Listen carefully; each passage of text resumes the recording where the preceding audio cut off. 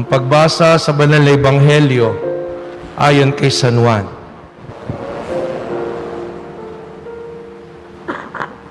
Nang panahong iyon, winika ni Jesus kay Nicodemo kung paanong tinaas ni Moises ang ahas doon sa ilang. Gayun din naman kailangang itaas ang anak ng tao upang ang sino mang sumampalataya sa Kanya ay magkaroon ng buhay na walang hanggan. Gayon na lamang ang pag-ibig ng Diyos sa sanlibutan, kaya ibinigay niya ang Kanyang bugtong na anak upang ang sumampalataya sa Kanya ay hindi mapahamak, kundi magkaroon ng buhay na walang hanggan. Sapagkat sinugo ng Diyos ang Kanyang anak, hindi upang hatulang maparusahan ng sanlibutan, kundi upang ito ay iligtas sa pamamagitan niya. Hindi hinahatulang maparusahan ang nananampalataya sa bugtong na anak ng Diyos, ngunit hinahatulan ng kaparusahan ang hindi nananampalataya sa Kanya. Hinatulan sila sapagkat naparito sa sanlibutan ng ilaw, ngunit inibig pa ng mga taong dilim kaysa liwanag, sapagkat masama ang kanilang mga gawa.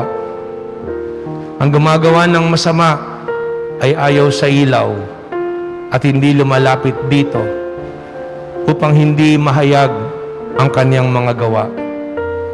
Ngunit ang namumuhay sa katotohanan ay lumalapit sa ilaw. Sa gayon, nahahayag na ang kanyang mga ginagawa'y pagsunod sa Diyos. Ang mabuting balita ng Panginoon. Magandang umaga po sa inyong lahat. Ngayon ay nasa ika-4 na linggo na po tayo sa 4 na pong araw ng paghahanda para sa Pasko ng Pagkabuhay. At 2 linggo na lang ay pumapasok na po tayo sa Semana Santa. Yan po ay sa pagtatapos ng buwan. Kaya nga ang ika-4 na linggo ng Kwaresma, tinatawag po na gaya ng pinaliwanag sa atin sa simula ng misa na Laetare Sunday. Mula po doon sa antipona sa simula na sinasabi, Rejoice, Jerusalem. Magalak ka, Jerusalem. At marahil isang parang tanong po sa atin yun. Bakit kailangan nating magalak? Samantalang sa madalas at kahit sa simula ng pagdiriwang natin sa panahon ng Kwaresma, ang panahon na ito ay panahon ng sakripisyo, panahon ng pagpapakasakit, panahon ng pagtitiis. Kaya parang ang natanim sa isip na marami sa atin, ang panahon ng Kwaresma ay panahon ng kalungkutan o pamamanglaw. Pero mali po yun. Kung sakali man na nandoon na parang tayo nalulungkot, kung sakali man na tayo'y nahihirapan, kung sakali man na tayo'y namamanglaw o maaaring nangungulila, dahil yun sa ginagawa nating mga pagtitiis o pagsasakripisyo. Pero mayroong dahilan. At ang dahilan ay ano? Dahil sa pag-ibig ng Diyos. Yung mga bagay po na ginagawa natin na yan, hindi yan para sa Diyos. Yung ginagawa po natin na yan para maramdaman natin kung ano yung pag-ibig ng Diyos sa atin. Kaya nga ang Ebanghelyo po, yan yung ipinahahayag sa atin na katotohanan. Na si Kristo ay namatay, inialay ang kanyang buhay para sa ating kaligtasan. Kaya nga laging tinatandaan po yan John 3:16. God so loved the world that He gave His only begotten Son, that whoso believeth in Him shall not perish, but have everlasting life. Gayon na lamang kamahal ng Diyos ang mundo, kaya inialay niya ang kanyang bugtong na anak, upang sino mang manampalataya sa Kanya ay magtamo ng buhay na walang hanggan. Kaya sa tuwing tinatanaw natin ang krus, tama na dyan naghihirap ang Panginoon. Tama na dyan namatay ang Panginoon. Pero tinatanaw natin yan ng mayroong pag-asa. Tinatanaw natin yan ng mayroong kagalakan dahil ginawa yan ng Diyos alang-alang sa kanyang pag-ibig. At bunga ng paghahandog na yan, nakatitiyak tayo ng muling pagkabuhay sa ating Panginoong Hesukristo. Kaya po hindi natin iniiwasan ng larawan ng krus. Dahil para sa atin ang krus, hindi lang siya paghihirap, hindi lang siya pagtitiis, hindi lang siya kamatayan. Ang krus para sa atin, kaligtasan. Ang krus para sa atin, pag-ibig at buhay na walang hanggan sa piling ng Diyos. At yan ang pinagmumula ng kagalakan natin. Madalas po kasi, iniisip natin yung kaligtasan, parang tayo yung gumawa. Kaya nga marahil ng ipinaliwanag ng Panginoon kay Nicodemo, at sinabi ng Panginoon kay Nicodemo, na sinugo ang anak pag itinaas siya at ang sumampalataya magkakaroon ng buhay na walang hanggan.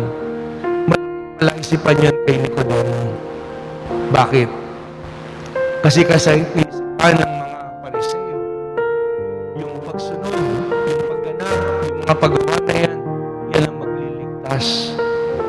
Pero sinasabi ng Panginoon, bago pa natin gawain yung mga bagay, o higit pa sa mga gagawain natin ngayon, ang Diyos, inihandog na yung kaligtasan para sa atin sa pag-aalay ng kanyang bugtong na anak. Kaya nga magbabalikan niyo po yung sinabi sa atin sa ikalawang pagbasa. Sinabi po doon ni San Pablo, sabi niya, ang kaloob o kaligtasan ito ay kaloob ng Diyos. Hindi mula sa inyo. Hindi ito dahil sa inyong mga gawa. Kaya walang dapat ipagmalaki ang sino man. Dahil kanyang nilalang, nilikha sa pamamagitan ni Kristo upang iukol natin ang ating buhay sa paggawa ng mabuti na tinalaganan ng Diyos noong una pa. Kaya nga dito po magandang balikan yung Ebanghelyo kahapon. Kung maaalala niyo po, yung nagdadasal na Pariseo at Publikano. Kung iisipin natin, yung Pariseo, nagpapasalamat siya kasi hindi siya naging magnanakaw, hindi siya naging mangangalon niya, hindi siya naging mandaraya, hindi siya naging katulad ng makasalanan. Nag-aalay siya, nag-aayuno siya, nagbibigay siya ng ikataon. Lahat ng yan ay mabuting gawa. Pero naging pagkakamali niya, inisip niya na dahil ginagawa niya yung mga yon, ligtas siya. Kung iisipin natin, kaya natin ginagawa yung mga bagay na yon ay dahil nananampalataya tayo. Dahil tinatanggap natin yung pagliligtas ng Panginoon. At bunga nun, yung ginagawa natin kung tutusin, pagtanaw lang ng utang na loob. Pagkilala sa kabutihan na ginawa ng Diyos para sa atin. Kasi kung ganun ang pananaw natin, pwede rin pumalo po yan sa kabila. Na pwede nating sabihin, Lord, ginagawa ko naman ang lahat. Hindi naman ako nagnanakaw. Bakit yung mga magnanakaw, sila yung gumiginhawa? Sa halip na tingnan mo yung makasalanan na hindi ako katulad nila na miserable. Pwede ka ding tumingin. Ako na may nagpapakabuti. Bakit ako may sakit? Ba't hindi yung mga walang hiya, yung mga magkaroon ng sakit? Humahaba pa buhay, hindi mamatay-matay. Nagpapatuloy sa paggawa ng kanilang kawalangyaan. Bakit ako na nagiging tapat? Ako pa yung nahihirapan samantalang yung mga binigyan ng kapangyarihan, sila yung nag-aabuso. Kumisan yung ganyang kaisipan ay dahil iniisip natin para bang meron tayong self-entitlement dahil ginawa natin ito. Mali po yung ganyang kaisipan. Alalahanin natin ang magandang balitang sinasabi sa atin ngayon. Mahal tayo ng Diyos bago pa natin tinumbasan at sinuklian yung pag-ibig niya. Yan po yung napakahalaga na lagi nating isipin. Kaya nga minsan mayroong mga tao magsasabi, mula na makilala ko si Jesus, nabago na ang aking buhay. Kung minsan yung pong ganong kaisipan, parang mali lang yung pagkakasabi. Kasi para bang siya yung kumilos para baguhin yung kanyang buhay. Mula nang matagpuan ko si Jesus, hindi tayo nakatagpo sa Panginoong Jesus. Ang Panginoon ang laging nakatatagpo sa atin. Ang Panginoon ang laging nag-aabot ng kanyang kamay sa atin. Nagpapakabuti man tayo o nagkakasala tayo. Sabi nga sa banal na kasulatan, ang araw sumisikat para sa mabuti at masama. At bawat araw binibigay sa atin ng Diyos ang pagkakataon na yan na buksan ang puso natin sa kanyang pag-ibig. Kaya nga, sabi nung isang nagbibiro, Lord, bangko ka ba? Yan yung biro ni Father Nick, sabi niya. Bakit? Kasi para kang BDO. Hindi naman commercial ng bangko po yan. Because you always find ways. At yun, makita natin. Ibig sabihin ba nun, dahil tayo makasalanan, kinukonsinti tayo ng Diyos? Hindi. Yung publikano dun sa panalangin, inaasahan din natin yung pagsisisi niya na yun. Hindi siya nag-emote lang o nag-inarte. Ang tao pagkaraan ng pagsisisi, nandun, babaguhin din niya yung kanyang buhay. Dahil doon, naiisip niya ang Diyos. Hindi siya mabuti dahil mabuti ako. Mabuti ako dahil mabuti siya. Mabuti siya sa akin dahil mabuti siya. At kahit ako nagkulang, nandun pa din ang Diyos, hindi nagbabago sa kanyang kabutihan. Kaya nga, pag tayo nag-iisip, nagpapasya, dumadating yung mga pagsubok at kaisipan na yan. Naisip natin kung ano talaga yung tama, kung ano yung dapat, ano yung mabuti, ano yung katotohanan. Hindi nga lang, kung padadaig tayo, hindi natin mapipili. Kaya po, ang panahon na ito ng Kwaresma, pinapaalala sa atin na hindi nagkukulang ang Diyos sa kanyang pag-ibig sa atin. Ang biyaya ng Panginoon ay hindi yun nakamit natin yung ating mga kahilingan o hinahangad sa buhay. Ang biyaya ng Panginoon ay yung katotohanan ng pinaunawa niya na siya'y magkatawang tao at pasanin ang kanyang krus at namatay para sa atin. Na ano? Na lagi natin siyang kasama. Na nadarama niya ang anumang nadarama natin. Na naiintindihan niya kung ano man yung pinagdaraanan o haharapin natin sa ating buhay. At walang ibang landas patungo sa Ama, kundi ang landas na yan ng ating Panginoong Hesukristo. Kaya hayaan nating mapuno ang puso natin ng pag-ibig ng Diyos. Lagi nating alalahanin na ang Diyos, minamahal tayo ng lubos. Kaya nga po, si St. Paul, pag binasa ninyo yung banal na kasulatan, may pagkakataon sasabihin niya, Christ died for me. Christ offered His life for me. At sa pagsasabi na yun ng personal ni San Pablo sa karanasan na yun na si Kristo ay namatay para sa akin, inaangkin niya yun. Dinaraman niya yun. Dahil alam niya kung paano siya naging makasalanan. At yung pagdama na yon ng pag-ibig ng Diyos at pagpahalaga at pagbubukas ng may pananampalataya, yun ang magpapanibago sa atin. Ilang araw na lang na naiiwan. Matatapos na muli ang panahon na ito ng Kwaresma. Tanungin natin ating sarili, paano nga ba talaga tayo napupuspos at pinaghaharian ng pag-ibig na yan ng Panginoong Diyos? Baka mayroon pa rin tayong mga bagay na hindi nababago o naiwawaksi sa ating sarili. O ano ba mga konkretong bagay ang pwede nating magawa para maipadama ang pag-ibig na yan ng Panginoon? Hindi natin kailangang gumawa ng mga pambihirang bagay.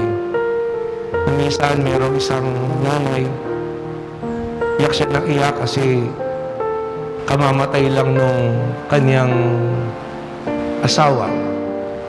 Tapos merong isang kapatid siya na nandun, dala-dala yung kanyang anak din, na bata pa. Habang siya umiiyak, lumapit sa kanya.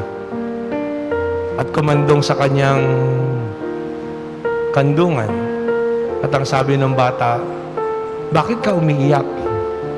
Kasi nga, bata pa eh, wala pa siyang ganong isip. At ang ginawa lang, kumandong lang doon, tas hinawakan siya. At pagkaraan nun, niyakap niya, tas tumigil siya sa iyak. Nung bandang huli, tinanong nila yung bata. So, ano nga yung sinabi? Tas ang sabi lang niya, yun nga, ba't ka umiiyak? Sabi niya, tumigil ka na sa iyak. Pero kung isipin po natin, yung bata, ano bang alam nun sa mga bagay-bagay? Ang alam lang niya, gusto niyang tumigil, umiyak, yung tita niya. At doon, sa pag-upo niya na yon, naparamdam niya yung pag-ibig na yon. Hindi natin kailangang gumawa ng pambihirang bagay. Ang kailangan lang natin ay pahalagahan at kilalanin ang ginawa ng Panginoon, dahil ano nga bang hihigit na hirap ang dadanasin natin kaysa sa dinanas ng Panginoon. Pero ano nga bang higit na pag-ibig ang nagtagumpay sa lahat ng yan, kundi ang pag-ibig ng Panginoong Diyos. Mapuno nawa tayo ng pag-ibig na yan ng Panginoon. At ang pag-ibig na yan, yan ang ipadama natin. Sabi nga po din sa awit, kinakanta natin yan, may luma tayong awit, likha ni Father Hontiveros, dakilang pag-ibig, di ba? Dakilang pag-ibig saan man manahan, Diyos ay naroon, walang alinlangan. Wala tayong pwedeng ipag-alinlangan pag ang baon natin ay pag-ibig ng Diyos. Sa gitna, purihin ibigin ang ating Diyos na siyang unang nagmahal. Hindi tayo ang unang nagmahal sa Panginoon. Ang Diyos, kahit tayo nagpapakabuti, kahit sabihin pa natin nagpasya tayo, siya ang unang nagmahal sa atin. Binubuksan lang natin ang puso natin sa pag-ibig na yan ng Diyos. Na ang puritibigin natin na siya unang, kaya't buong pag-ibig din nating mahalin ang bawat kapatid at kapwa. At ang katibayan na talaga tayo'y bukas sa pag-ibig na yan ng Panginoon, yan din yung pag-ibig na ipapadama natin sa bawat isa. At sa bawat pag-ibig na ibinabahagi natin sa bawat isa, nagdadala tayo ng kagalakan sa ating kapwa. Kaya ang panahon ng Paresma ay panahon ng kagalakan. Kagalakan dulot ng paghihilom. Kagalakan dulot ng pagpapatawad. Kagalakan dulot ng kabutihan at pag-ibig na unang pinamalas ng Diyos sa pag-aalay na lubos ng kanyang sarili sa krus para sa ating kaligtasan.